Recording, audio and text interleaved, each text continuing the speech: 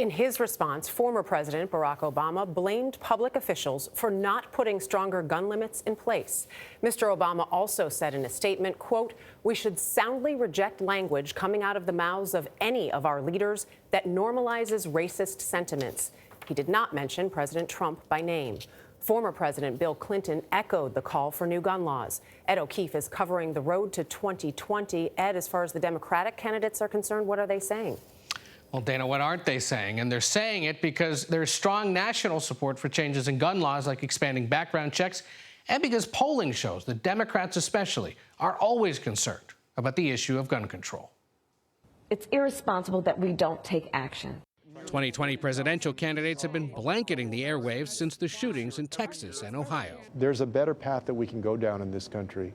I mean, it is unspeakable, and it's hard to even talk about it. But if they win the White House, how would the candidates curb gun violence? There are some differences in the details, but Democratic contenders generally support expanding the national gun background check system, renewing a ban on military-style assault weapons, and passing red flag laws to temporarily block people from buying a gun if they're considered an imminent risk to themselves or to others. How exactly a ban on assault weapons would work is unclear.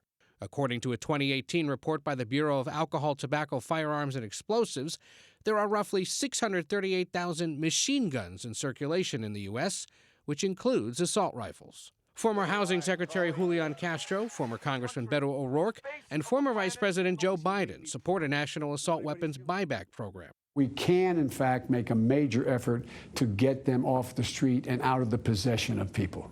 New Jersey Senator Cory Booker is among those pushing for national gun licensing. If you need a license in America to drive a car, you should need a license to buy a gun and to possess it. And Minnesota Senator Amy Klobuchar and others want to close the so-called boyfriend loophole that activists say allow people who've stalked, abused, or assaulted someone to still buy firearms. In Congress, some Republicans are now saying they're willing to work with Democrats to implement those red flag laws. In recent days, Democrats have been calling on Senate Majority Leader Mitch McConnell to recall the Senate and take up gun control legislation.